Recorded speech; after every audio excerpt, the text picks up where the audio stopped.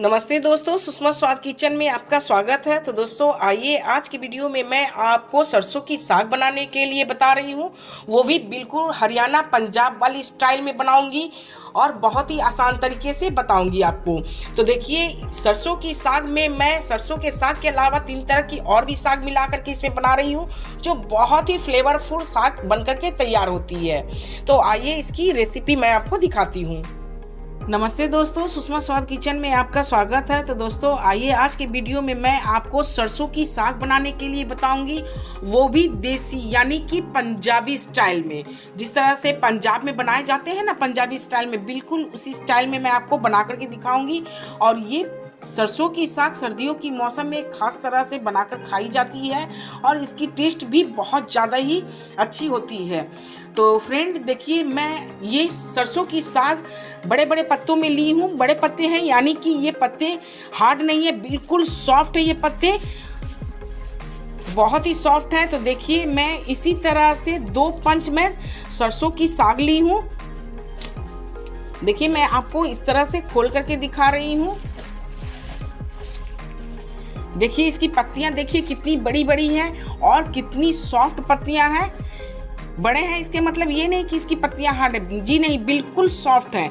आप इसे बिना काटे हुए भी आप बना सकते हैं, तो यूं ही ये गल जाएगी। तो देखिए, मैं क्या करूँगी, सबसे पहले तो इनकी डंठल और ये पत्तियां अलग कर लूँगी। मैं इसकी डंठल को फेंकूंगी नहीं, क्योंकि सबसे ज़्यादा टेस्ट तो सरसों की साग की डंठल में होती है, इसलिए मैं इसकी डंठल को भी अलग से कट करके आपको दिखाऊंगी। तो आइए, सबसे पहले मैं सारे सरसों के साग की ये पत्तियां मैं निकाल लेती हूँ और डंठल अलग कर लेती हूँ। तो देखिए, सरसों की साग की पत्तियां आप इस तरह से डंठल से निकाल लीजिए। देखिए, बहुत ही आसानी से निकल जाती है सारी पत्तियां। इस तरह से आप निकाल करके ले लीजिए। देखिए, और ये डंठल बिल्कुल अलग हो गई। तो मैं डंठल को इसी तरह से निकाल करके अलग रख देती हूँ और पत्तियों को अलग करके रखती हूँ। देखिए, इस तरह से सारी पत्तियों को मैं अलग कर ली हूँ और डंठल को भी देखिए मैं इस तरह से अलग करके ले ली हूँ। अब डंठल को आपको किस तरह से कट करनी है वो दिखाती हूँ। तो देखिए, डंठल में हल्के से इस तरह से चाकू से कीजिए और इसमें देखिए इस तरह से छिलके निकल लेंगे, यानी कि सन निकलती है इसकी, इस तरह से निकाल लीजिए। आप हाथों से भी कर सकते हैं। देखिए, इस तरह से करके और इसकी सन जो होती है इस तरह से निकाल दीजिए, ये और भी ज़्यादा सॉफ्ट हो जाती है। इस तरह से आप अगर निकालेंगे ना, इसकी सारी सन देखिए इस तरह से रेसे रेसे निकलती है। तो आप इससे निकाल करके इस तरह से बिल्कुल छोटे छोटे पीस में इसे कट कर लीजिए। देखिए फ्रेंड, सरसों की साग तो सिर्फ सरसों की साग नहीं बनाई जाती है, क्योंकि खाली आप सरसों के साग अगर बना रहे हैं तो ये थोड़ी सी कड़वी लगेगी, इसीलिए इसमें कुछ और साग भी मिक्स की जाती है। तो मैं इसके साथ जो भी साग मिक्स करने के लिए हूँ उसे मैं आपको दिखाती हूँ। तो सरसों के साग के साथ देखिए, मिक्स करने के लिए मैं 2 पंच पालक भी ली हूँ और पालक की पत्तियाँ भी इस तरह से मैं अलग कर ली हूँ। देखिए, मैं पालक की पत्तियों को भी अलग करके रख ली हूँ और इसके अलावा और 2 प्रकार की साग है, वो भी मैं दिखा देती हूँ आपको। तो देखिए, सरसों के साथ मिक्स करने के लिए पालक, मेथी, देखिए मेथी की भी पत्तियां मैं निकाल करके रख ली हूँ और ये बथुआ।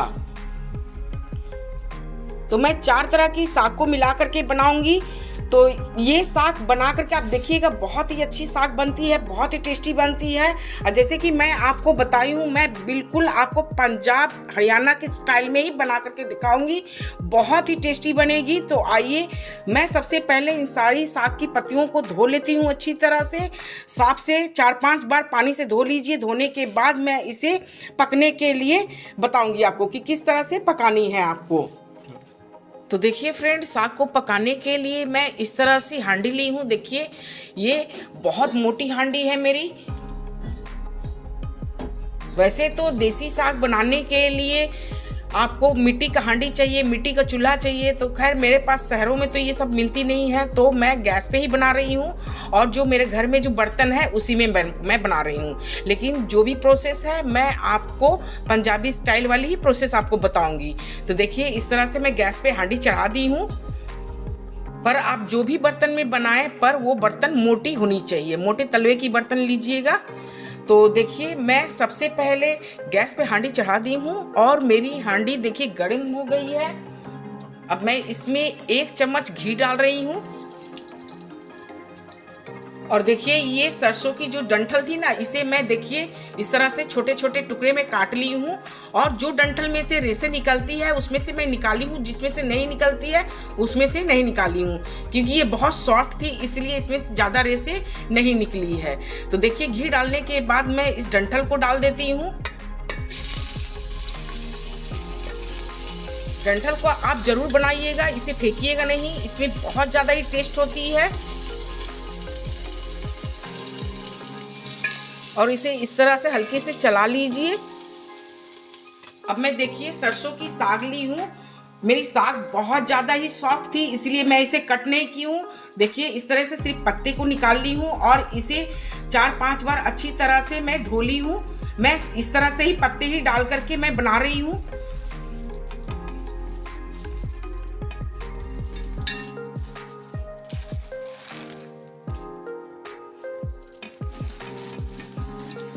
और ये पंच देखिए मेरी पालक की साग, इसकी भी पत्तियां अच्छी तरह से मैं धो ली हूँ और इसे भी देखिए कट नहीं की हूँ, बस यूं ही डाल रही हूँ। मैं 2 बड़े से 2 पंच सरसों की साग ली हूँ और 1 पंच पालक की साग है मेरी, इसे भी डाल दे रही हूँ। और 1 पंच यानी कि 250 ग्राम बथुए की साग है और 250 ग्राम देखिए ये मेथी की साग है। मैं इन सब साग को भी अच्छी तरह से मैं धो ली हूँ। धोने के बाद देखिए इसे भी मैं कट नहीं की हूँ, ऐसे ही डाल रही हूँ। तो आइए डाल देती हूँ। तो देखिए फ्रेंड मैं 2 गांठ लहसुन छील करके ले ली हूँ और देखिए अदरक का टुकड़ा इतना बड़ा ली हूँ और 7-8 हरी मिर्च। अब मैं इन सबको दरदरा सा पेस्ट बना लेती हूँ, बारीक नहीं पीसनी है, बस दरदरा सा पेस्ट बना करके डाल देती हूँ। तो देखिए लहसुन अदरक और हरी मिर्च की इस तरह से मैं दरदरा पेस्ट बना ली हूँ। अब मैं इन्हें डाल देती हूँ और 2 चम्मच नमक। आप अपने टेस्ट के हिसाब से, आप अपने साग के हिसाब से ही नमक डालें और इसमें 1 गिलास पानी डाल दे रही हूँ। अब इसे अच्छी तरह से मिला दीजिए।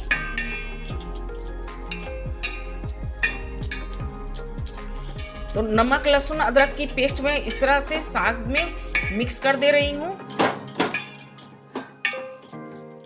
और मिक्स करने के बाद मैं एक ढक्कन से ढक करके स्लो फ्लेम पर मैं इसे छोड़ देती हूँ गलने के लिए। तो फ्रेंड आइए कुछ देर बाद मैं साग को चेक कर लेती हूँ। देखिए साग मेरी कितनी अच्छी तरह से गल गई है। देखिए बहुत अच्छी तरह से गल रही है, इसे और भी गलाना है। तो फ्रेंड आप इस जगह में आप साग को, आपके पास अगर लकड़ी की मथनी है, दाल घोटने वाली घोटनी जो जिसे बोलते हैं, उससे भी आप साग को अच्छी तरह से मथ सकते हैं, या फिर इस तरह से गोल वाली कलछी है देखिए पीछे, तो आप इससे भी मथ सकते हैं। मेरे पास तो इस तरह से स्टील वाली मथनी है तो मैं इसी से साग को मथ करके बारीक कर देती हूँ। तो आइए मैं साग को मथ लेती हूँ।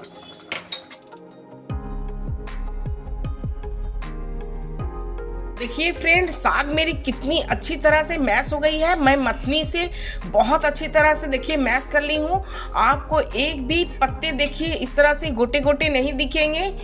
देखिए कितनी अच्छी तरह से मैश हो गई। मैं आपको सामने से दिखा रही हूँ जूम करके।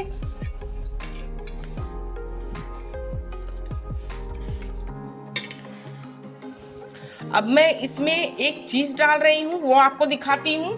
तो देखिए 2 चम्मच मैं मकई की आटे ली हूँ। अगर आपके पास मकई की आटे नहीं है तो आप इसके जगह पर 2 चम्मच सत्तू भी ले सकते हैं। चने की सत्तू है आपके घर पे तो चने के सत्तू भी डाल सकते हैं, पर मैं ये मकई की आटे मेरे पास थी इसलिए मैं मकई के आटे ही डाल रही हूँ। अब मैं इसकी अच्छी तरह से घोल बना लेती हूँ। मैं इस तरह से सूखे नहीं डालूंगी, सूखे डालने से क्या होगी कि लम्स बन जाएगी, और इसे घोल करके डालिएगा तो अच्छी तरह से इसमें मिल जाएगी। तो आइए इसकी पहले घोल तैयार कर लेती हूँ। तो देखिए फ्रेंड मक्के की आटे की मैं इस तरह से घोल तैयार कर ली हूँ। अब मैं इसे साग में डाल देती हूँ इस तरीके से, और डाल करके इसे अच्छी तरह से मिला लीजिए। और इसे 2 मिनट के लिए इसी तरह से पकने के लिए छोड़ देती हूँ ताकि मकई की आटे कच्ची ना लगे। अगर आपके पास मकई के आटे भी नहीं है, सत्तू भी नहीं है, तो कोई बात नहीं, आप बिना मकई के आटे और सत्तू डाले बिना भी बना सकते हैं, तब भी आपकी ये सरसों की साग बहुत ही टेस्टी बनेगी। तो देखिए मकई की आटे जो मैं डाली थी वो भी इसमें अच्छी तरह से पक चुकी है, अब वो बिल्कुल भी कच्ची नहीं लगेगी। और देखिए साग भी कितनी अच्छी तरह से मैसी मैसी कितनी अच्छी लग रही है दिखने में। तो आइए अब मैं सरसों की साग में तड़के लगा लेती हूँ। तो देखिए सरसों के साग में मैं सरसों तेल से ही तड़के लगाती हूँ, क्योंकि सरसों तेल से अगर तड़के लगाती हूँ तो बहुत ही ज़्यादा टेस्टी लगती है। तो देखिए 1 टेबल स्पून मैं सरसों का तेल डाली हूँ कढ़ाई में, और 1 चम्मच मस्टर्ड सीड डाल रही हूँ, काली सरसों। अब इसे अच्छी तरह से चटकने दीजिए। तो देखिए मेरे सरसों के दाने भी बहुत अच्छी तरह से चटक गई है। जब ये अच्छी तरह से चटक जाए यानी कि पक जाए तभी आप आगे की प्रोसेस कीजिएगा, नहीं तो कच्ची कच्ची अच्छी नहीं लगती है। और इसकी सौंधी सौंधी खुशबू तो साग में बहुत ही ज़्यादा टेस्ट लाती है। तो देखिए इसी के साथ 2 सूखी लाल मिर्च डाल रही हूँ, और छोटी चम्मच से देखिए 1/2 चम्मच मैं हींग डाल रही हूँ। हींग भी ज़रूर डालिएगा, बहुत अच्छी फ्लेवर लाती है। और इसी के साथ देखिए मैं 2 पोट लहसुन इस तरह से बारीक चॉप कर ली हूँ, क्योंकि इसमें लहसुन ज़्यादा मात्रा से डालनी होती है तभी बहुत ज़्यादा टेस्ट आती है। तो देखिए मैं पहले लहसुन को डाल करके पका लेती हूँ। आप पेस्ट बनाकर नहीं डालिएगा, इस तरह से बारीक बारीक कट करके डालिएगा, तो आपकी लहसुन अदरक की फ्लेवर बहुत ही अच्छी आती है इसमें। और देखिए 1 चम्मच अदरक ग्रेट करके रखी हूँ, इसे भी डाल देती हूँ। और 5 हरी मिर्च इस तरह से बारीक कट कर ली हूँ। आप अपने जैसा तीखा खाना पसंद करते हैं उस हिसाब से डालिएगा, पर ये सरसों की साग में थोड़ी तीखी होती है तो बहुत ज़्यादा अच्छी लगती है। कर ली हूँ। अब इसके बाद मैं प्याज डाल रही हूँ। तो प्याज देखिए 4 प्याज मैं इस तरह से बारीक बारीक काट कर ली हूँ। प्याज भी अच्छी मात्रा में डालिएगा, बहुत ज़्यादा टेस्ट आती है प्याज से भी। अब मैं प्याज को डालने के बाद अच्छी गोल्डन कलर होने तक फ्राई कर लेती हूँ। तो देखिए फ्रेंड मेरी प्याज भी गोल्डन कलर होने तक देखिए फ्राई हो गई है। अब मैं इसमें देखिए 1 बड़े साइज की टमाटर कट करके ली हूँ। आप अगर पसंद करते हैं तो टमाटर डाल सकते हैं, अगर नहीं पसंद करते हैं तो नहीं डालिएगा। मैं इसलिए डाल रही हूँ क्योंकि टमाटर डालने से इसकी टेस्ट बहुत अच्छी आती है, इसलिए मैं 1 टमाटर इसमें डाल रही हूँ। टमाटर को भी फ्राई कर ले रही हूँ। तो टमाटर डालने के बाद देखिए मैं थोड़ी सी नमक डाल देती हूँ, ज़्यादा नहीं, बस 1/4 चम्मच। मैं ज़्यादा इसलिए नहीं डाली क्योंकि मैं ऑलरेडी पहले ही साग को गलने के लिए नमक डाल चुकी हूँ, बस इसमें टमाटर गलने के लिए ही नमक डाली हूँ। अब मैं इसमें कुछ भी मसाले ऐड नहीं करूँगी क्योंकि इसमें कुछ भी एक्स्ट्रा मसाले नहीं डाली जाती है, बस इसकी जो फ्लेवर जो अच्छी टेस्ट लाती है वो यही मसाले हैं इसकी। साग को मैं इस तरह से डाल दी हूँ। तो देखिए साग को अब इस तरह से जो मैं इसकी मसाले तड़के तैयार की हूँ उसमें इस तरह से मिला करके पका लेती हूँ। आप अच्छी तरह से इसे 5-7 मिनट के लिए पकने के लिए छोड़ दीजिए।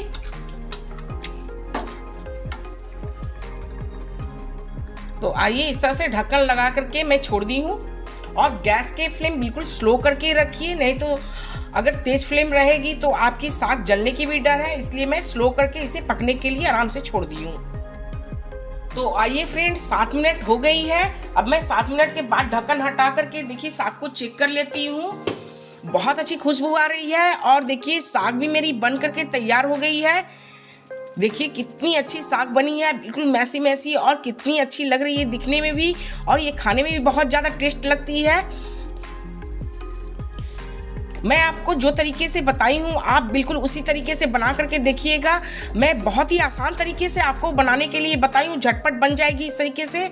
तो आइए मेरी साग बन करके तैयार हो गई है। अब मैं इसमें तड़के लगाऊंगी। जब मैं इसे सर्व करती हूँ तभी मैं तड़के लगाती हूँ घी की, तभी इसमें टेस्ट बहुत ज़्यादा आती है खाने में। तो आइए मैं गैस को ऑफ करके और घी के तड़के लगा करके आपको दिखा रही हूँ। तो देखिए फ्रेंड मैं साग में तड़के लगाने के लिए बड़े चम्मच से 1 चम्मच में देसी घी ली हूँ। घी को अच्छी तरह से मेल्ट होने दीजिए और इसमें देखिए एक सूखी लाल मिर्च डाल रही हूँ और इस तरह से कुछ अदरक के लच्छे में काट करके रखी हूँ, इसे डाल देती हूँ। तो देखिए सर्व करते वक्त इस वक्त अच्छी तरह से आप घी के तड़के लगा लीजिए। आपको दिखने में भी बहुत अच्छी लगेगी और खाने में भी बहुत ज़्यादा टेस्टी लगती है और आपकी घी की पूरी फ्लेवर आ जाती है, बहुत ज़्यादा टेस्ट लगती है इस तरह से बनाने से। तो लीजिए फ्रेंड, मेरी सरसों की साग बनकर के रेडी है। आप इसे मकई के रोटी के साथ खाइए या फिर चपाती के साथ खाइए, आपको जिसमें दिल करे उसमें खाइए, पर इसकी टेस्ट ज़्यादा लगती है मकई के रोटी के साथ। तो फ्रेंड आप इस तरीके से बनाइए और अपने फैमिली के साथ एंजॉय कीजिए सरसों की साग। तो फ्रेंड आप मेरे चैनल को लाइक कीजिए, शेयर कीजिए, सब्सक्राइब कीजिए और मुझे कमेंट में ज़रूर बताइएगा कि आपको मेरे इस तरीके की सरसों की साग कैसी लगी। थैंक यू दोस्तों।